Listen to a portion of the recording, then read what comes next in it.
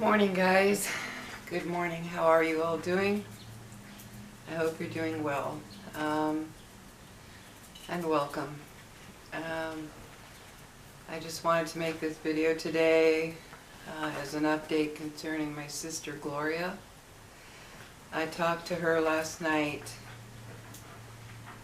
and she said that she is considering not having the open heart surgery because of the complications that can follow, because she's a type 1 diabetic and she also has non-alcoholic cirrhosis of the liver. And the surgeon talked to her and said that, told her of the complications that could arise because of her health issues. So we talked about it last night.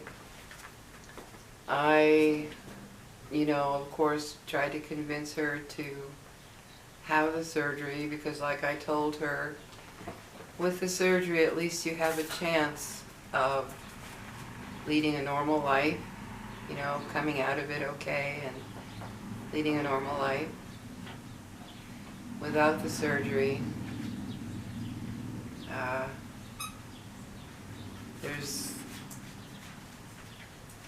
there's no doubt of what will happen. So, not now, baby, no. So there's no doubt what will happen if she doesn't have the surgery.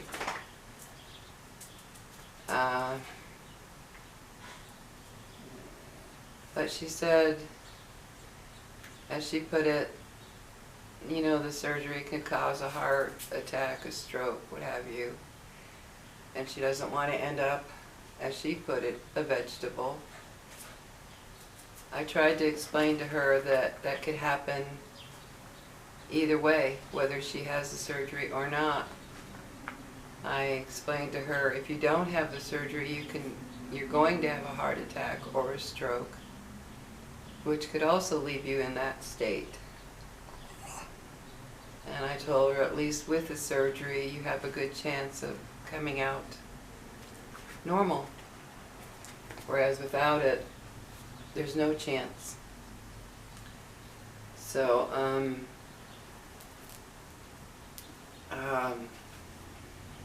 I just tried to convince her because, of course, I want my sister here. But I did all my crying last night. Yesterday was one of the hardest days of my life, and especially to go through it alone was really, really hard. And it's still very hard. I'm struggling deeply with what her outcome is going to be, because she told me that she would call me today and let me know what her decision is, whether she's going to have the surgery or not. So I'm waiting for that call of what she decides. I decided I'm just going to support her in whatever she decides, because it is her life. And if she chooses not to go through any more hardships, because she's very religious, and she believes that when she dies she will be in her Lord's arms, as she has put it to me before. But her main concern is that she just doesn't want to go through what complications the doctor said could. It's a much higher risk because she's a type 1 diabetic and because of her cirrhosis of the liver. So she's a much higher risk for something to go very wrong.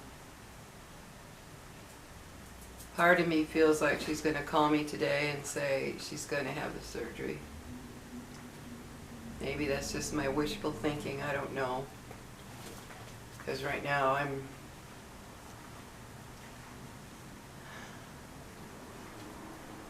just beyond heartbroken.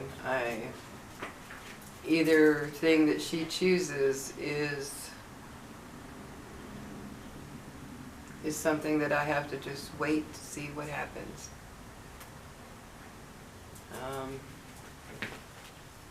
I'm sorry if I'm just talking so slow.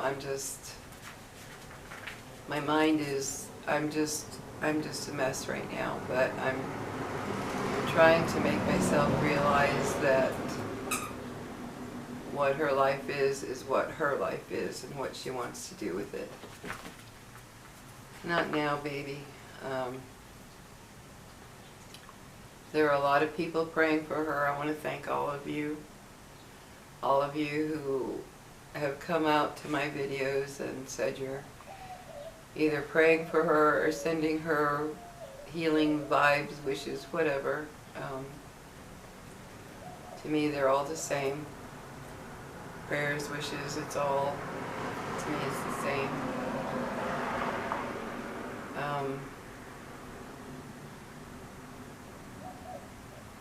I'm just trying to cope with the fact that either way, it's a risk. Whether she has the surgery or not, it's a big risk, especially being a type 1 diabetic. And I'm trying to mentally cope with the fact that,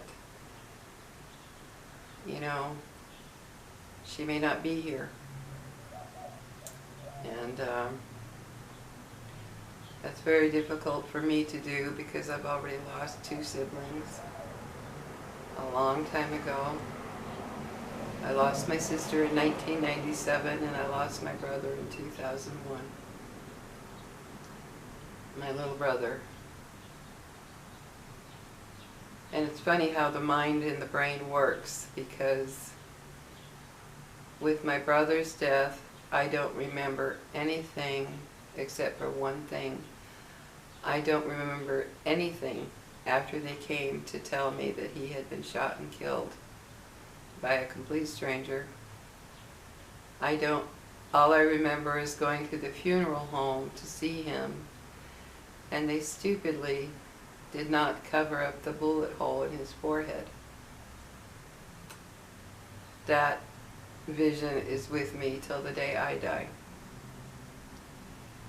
Walked in to see my brother laying on the table, and when we walked in, his head was facing towards the door we were entering. And then when I walked around to see him, well, there's a bullet hole right in his forehead. So after that, I don't remember a thing. And I talked to a therapist about it. I talked to my doctors about it. And they said that's just the brain's way of protecting you.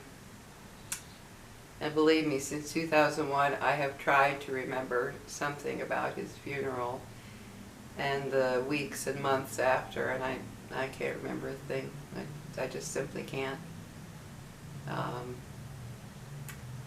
My husband did tell me when I was married then, he did tell me that he had to rush me into the emergency room the night that, that day that I found out. He had to rush me into the emergency room, which I was shocked to find out. That I was in such shock that, I guess, I don't know what I was doing, but he rushed me in, and apparently they gave me a shot to knock me out because I was in such shock. So, I don't remember that, and as for my sister, I remember the time in the church. I can't really remember going to the cemetery. I've tried, but I just can't really remember going to the cemetery. I don't remember much after her death either. So I'm trying to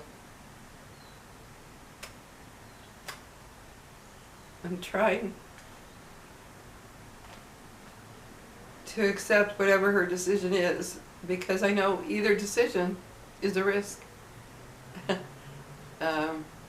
obviously the decision not to have it means the end is coming. They said that they believe she already had a small stroke because she's having so much difficulty walking. So, and she's extremely tired to where she just wants to sleep all the time. She tires out if she does any little thing. So that situation with her heart is affecting her entire body. So it does not look good.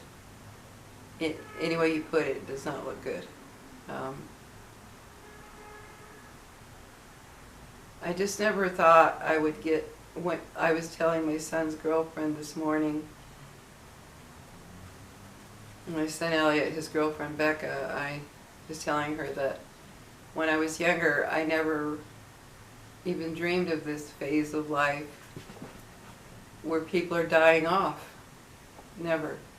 You know, when you're young and carefree and you're just playing and enjoying life, going to school, hanging out with friends, what have you, you know. You just don't think about this part of life. But it's here now. And it has been here for me for a while. And both my parents are gone. But if I lose this sister, that's it for me. I don't have any other siblings in my life. And so I'm struggling right now, guys, with all my heart. And some of you out there might wonder, why would a person put all this out to YouTube for people to see? Well, because a lot of times, depending on your life,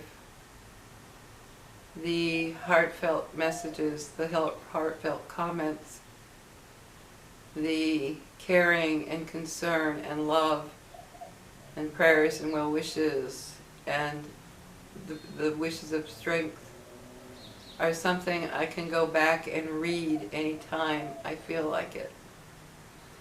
Whereas somebody being here, you know, no one can be here since I live alone. No one can be here all the time to encourage me or to, you know, they can't be on the phone 24/7 to talk and encourage me or comfort me. And so when you live alone, you find ways to comfort yourself. You have to. So I can go back and I can read all your wonderful and kind comments, because they do help and they do give encouragement. So those of you that wonder, why would somebody do this, that's why. Sometimes there are those of us that we need encouragement from out there because we have no one here. Or even if you're living with somebody, maybe it's not the most wonderful situation and you still need encouragement and kindness from and caring from people. You need to feel some kind of a community. Because right now the hardest thing in the world for me is to be alone. Especially waiting for her call to see what she decides to do is very difficult. I'm grateful I have my dogs. This morning when I woke up, I just hugged my little Lily. She was right next to me. And I was just hugging her with all my heart. Because you know, when you come out of that stage of sleep where you haven't realized everything yet, you just have just woken up. I woke up and I was like, oh, and then it hit me. I was like, oh yeah. And so I just grabbed her and hugged her and felt her little warmth against me, and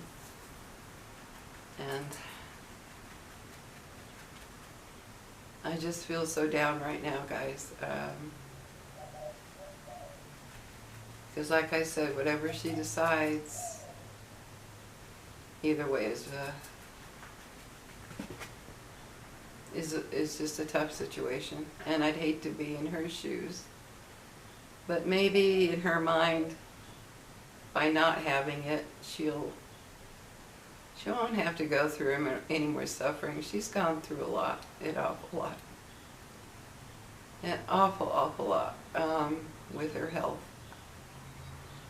So I don't know, maybe in her mind she's ready to settle and just be done with it all and stop the suffering. I don't know.